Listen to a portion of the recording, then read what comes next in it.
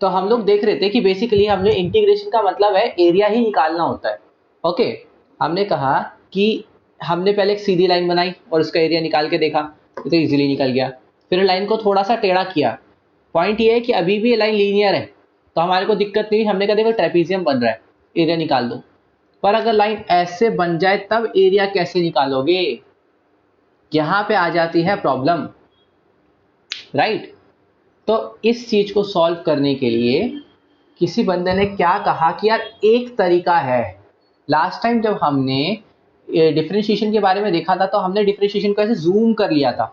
हमने जब डिफरेंशिएशन देखा था तो ऐसा जो ग्राफ आ रहा था हमने उसका एक छोटा सा पॉइंट पकड़ के जूम किया था और बोला देखो जूम करने का तो पॉइंट ऐसा दिखाई देगा,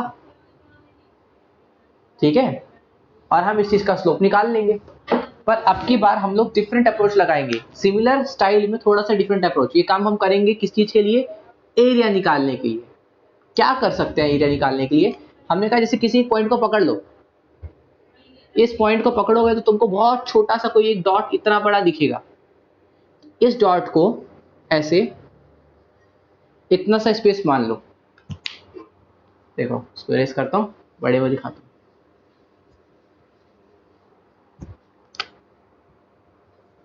उसने कहा कि यार ऐसा मान लो कि ये जो डिजाइन तुम्हारे सामने बना है ये डिजाइन ना ऐसे छोटे छोटे रेक्टेंगल से मिलके बना है।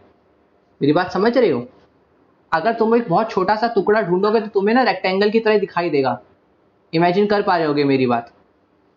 You can simply break this entire curve into infinite number of rectangles and you can take the area of all the rectangles and add them।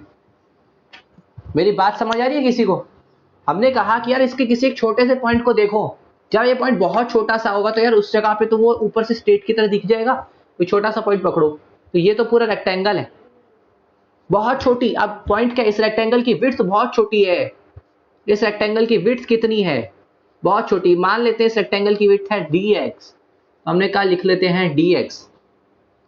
लेकिन एरिया क्या होता है, हाँ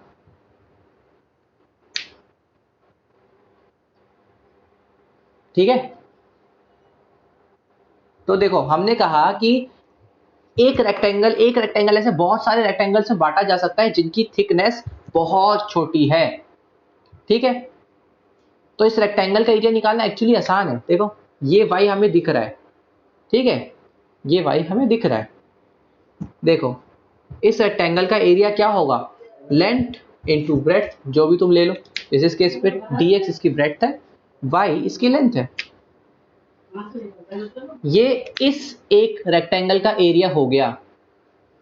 इस एक बहुत, ये मैंने तुम्हें मोटा दिखाया बट ये बहुत छोटा सा है। तो किसी को समझ आ रहा है मैं बताना क्या चाह रहा हूं, मैं आइडिया क्या देना चाह रहा हूं? जानवी समझ आ रहा है? अच्छा, अरे आज का दिन सच में खराब है यार, कुछ सही से नहीं हो रहा। उधर बच्चों में स्क्रीन नहीं आ रही मेरी सही से, कभी मेरी आवाज कट हो रही है। इंटरनेट ठीक आ रहा है अपने साइड, मैंने देख लिया है।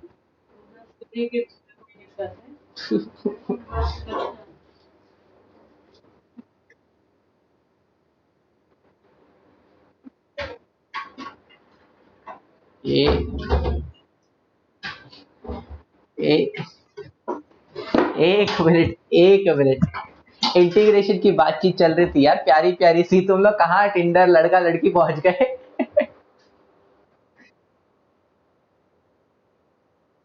अच्छा।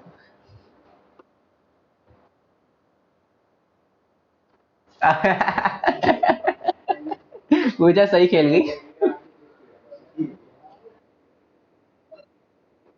हाँ, अच्छा, तो अभी आ रही है आवाज ठीक? है पूजा?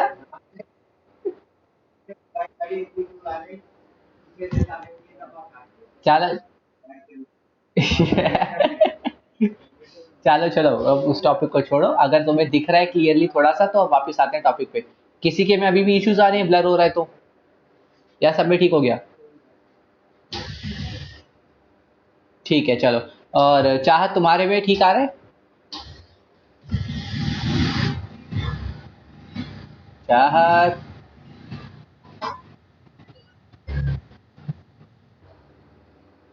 ब्लैक जनरली इसलिए होता है जब कनेक्शन एकदम से डाउन चला जाता है, इतना डाउन कि वो कनेक्ट ही ना कर पाए, मतलब तो उसका मतलब इंटरनेट या तो बहुत ज़्यादा फ्लक्चुएट कर रहा है तुम्हारा, क्योंकि शायद मेरा भी कर रहा हो सकता है, अगर मेरा करेगा तो ये सेम प्रॉब्लम सब में आएगी।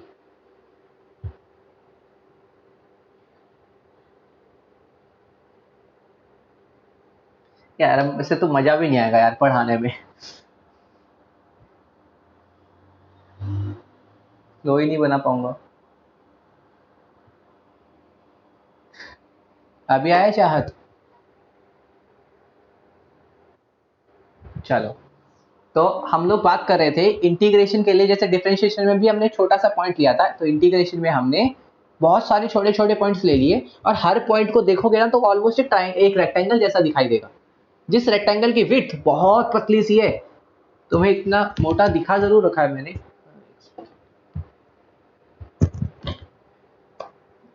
हेलो यामी,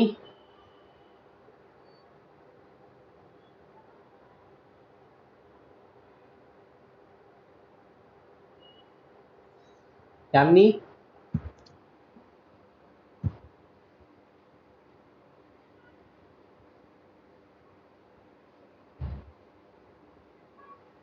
यामिनी आवाज आ रही है?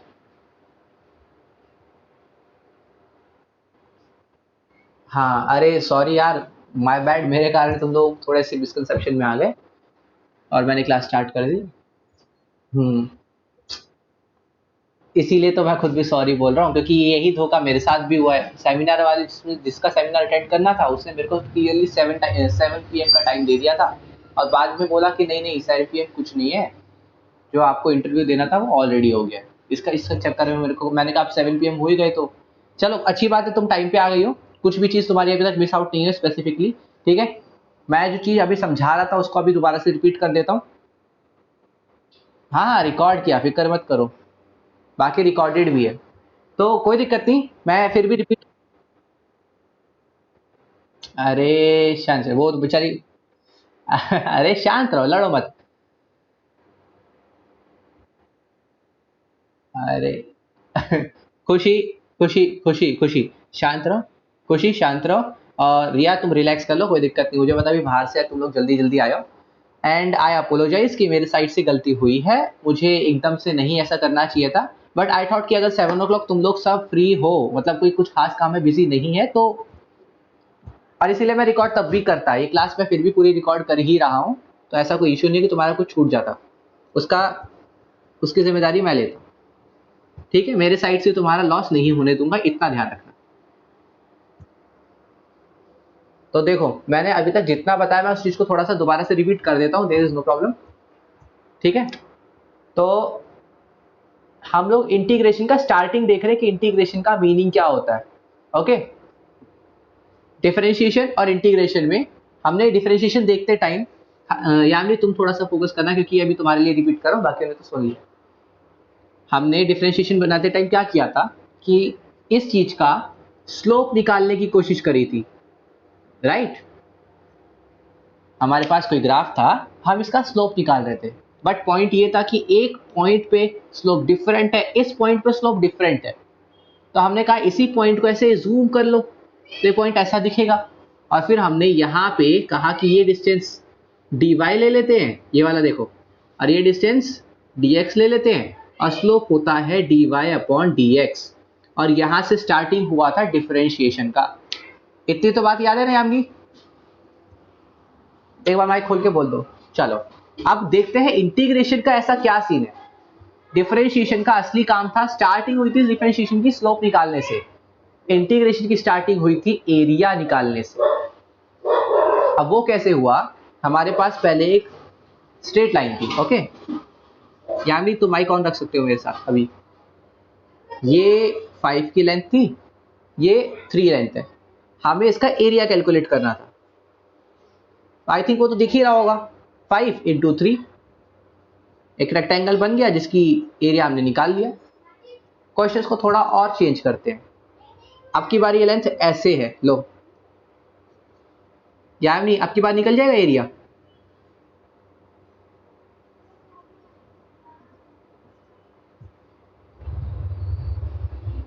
यानी आपकी बार एरिया निकल जाएगा। वही एक ट्रेपीजियम है तो ट्रेपीजियम के एरिया का फॉर्मूला मार दोगे, ये होता है हाइट अपॉन 2 और सम ऑफ पैरेलल साइड्स। तो पहली पैरेलल साइड का 3 है लेंथ, दूसरी पैरेलल साइड की लेंथ 6 है, तो अपना आंसर आ गया जैसे 45/2। यहां तक एरिया निकालने में इशू नहीं गया क्योंकि सब कुछ लीनियर था, कोई दिक्कत नहीं थी। प्रॉब्लम कब आएगी, जब ये चीज ऐसे होने लगे। ये देखो ऐसे कुछ डिजाइन बन रहा है, हमें पता भी नहीं है कैसा डिजाइन है, तो इसका एरिया कैसे निकालेंगे। तो हमने कहा देखो एक आइडिया है, क्या कर सकते हैं हम लोग, इस पूरे फिगर को ना बहुत छोटे छोटे पॉइंट्स में बांट लो। जैसे मान लो इस एक पॉइंट को पकड़ो और थोड़ा सा जूम करो। इस पॉइंट को अगर मैं जूम करूंगा तो ये थोड़ा सा ऐसा फ्लैट दिखेगा, और इसको ऐसे ऐसे नीचे से जोड़ दो, देखो। तो एक्चुअली में ये पॉइंट एक रेक्टेंगल की तरह दिखने लगेगा। वैसे तुम किसी भी पॉइंट को देखो, ऐसे देखो ये रेक्टेंगल्स बनने लगेंगे, बहुत पतले पतले रेक्टेंगल्स है ये, इनफाइनाइटली थिन रेक्टेंगल्स बोल सकते हो तुम। और जिस भी बंदे ने आइडिया लगा उसने कहा देखो एक काम करते हैं, ऐसे सारे रेक्टेंगल्स निकालते हैं और उन सबको ऐड कर देते हैं। एक का निकालो, दो का निकालो, तीन का निकालो, जितनी भी हैं उन सबको ऐड कर देते हैं। ठीक है, तो उसने कहा चलो एक रेक्टेंगल का एरिया निकालो। ये रेक्टेंगल कितना पतला है, बहुत पतला सा है, मानते हो। इसकी विड्थ है dx, तो विड्थ होगी dx। अरे और लेंथ कितनी है, ये लेंथ तो y है, जो भी y आ रहा होगा इस पॉइंट पे, जो भी y आ रहा होगा वही इसकी लेंथ है। तो y इंटू डी एक्स, यानी कि ये लेंथ हो गया y और ये विड्थ हो गया dx। एरिया बन गया y इंटू डी एक्स। इतनी बात क्लियर है यामनी? अच्छा, और बाकी किसी को यहां तक डाउट, क्योंकि इतने ही अभी तक मैंने तुम लोगों को भी समझाया था।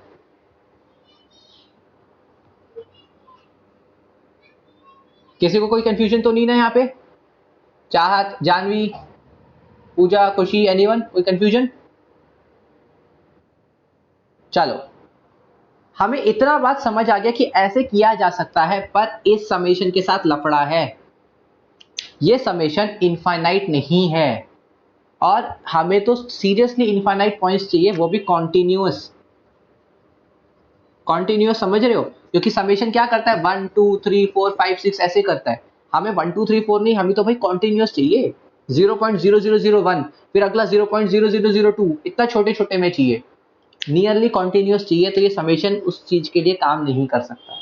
हमें एक नया स्टेप लेना पड़ा जो समेशन को सिर्फ रिप्लेस कर दे। तो हमने लिखा इंटीग्रेशन dx, इस समेशन के साइन को इंटीग्रेशन में चेंज कर दिया। ये था सबसे मेजर फंडा इस पूरी चीज का, कि हम लोगों को इस चीज का एरिया निकालना था।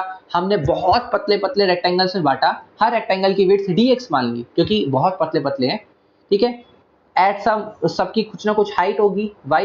हमने कहा किसी भी एक रेक्टेंगल का एरिया हो गया y dx, और ऐसे सारे रेक्टेंगल्स को अगर मैं ऐड कर दूं, सारे रेक्टेंगल्स को, तो मेरा आंसर आएगा y dx।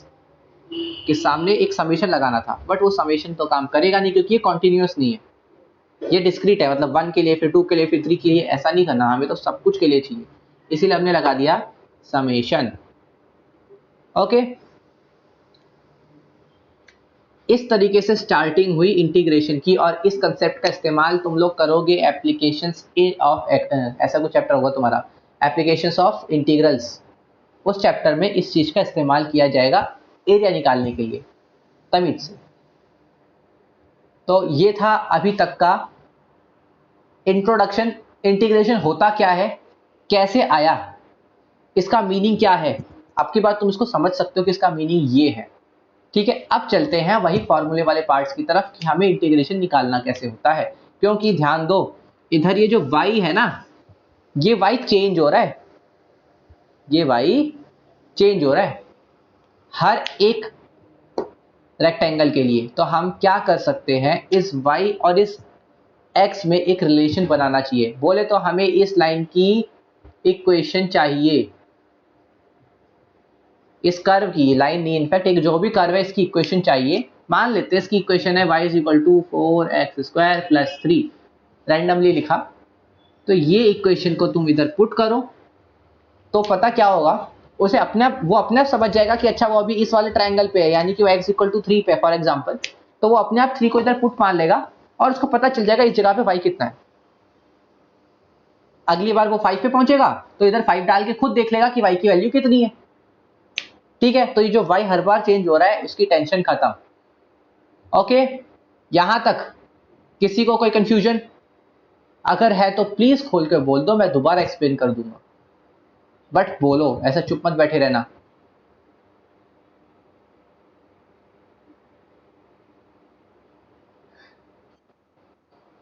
पता नहीं मतलब कुछ समझ नहीं आ रहा क्या चल रहा है।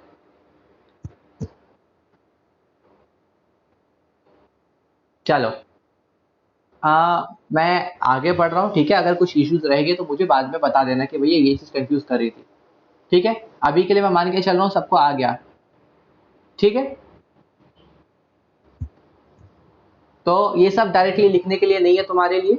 तुम अगर चाहो तो जस्ट हल्का सा बना लिया होगा तुम लोगों ने तो ठीक है, बट कोई नीड नहीं है। This is not in your syllabus directly, at least share आगे वाले चैप्टर्स में होगा तो अलग बात है। इससे हम लोगों को पहली बार में समझ आ गया इंटीग्रेशन क्या है। अच्छा, लोग इंटीग्रेशन को एक और पहचान से जानते हैं, ये ऑल्सो इस नाम से कहलाता है एंटी डेरिवेटिव।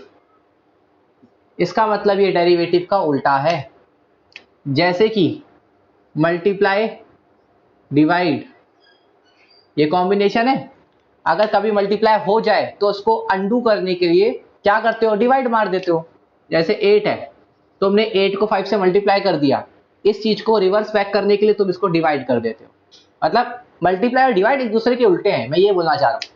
मल्टीप्लाई डिवाइड एक दूसरे के उल्टे हैं। वैसे ही अपना सम,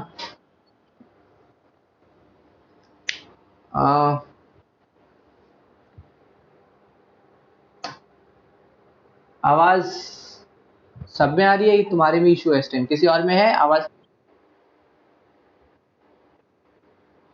यार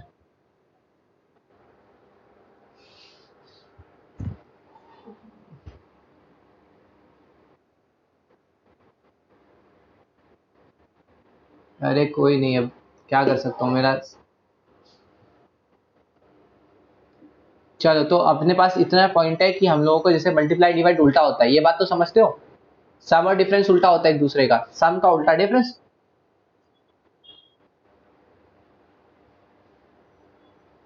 पता नहीं यार क्या इश्यूज चल रहे हैं, इतना होना तो नहीं चाहिए।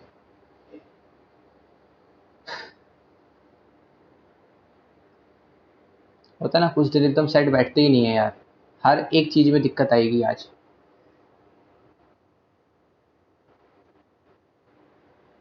चलो मैं फिर से एक नया लिंक बना दूंगा, उसमें कोई इशू, अब ये इशू का कुछ कह नहीं सकता ना मैं। लास्ट टाइम जो लिंक बनाया था उसमें कुछ लोगों का परमानेंट ज्वाइन ही नहीं हो रहा था।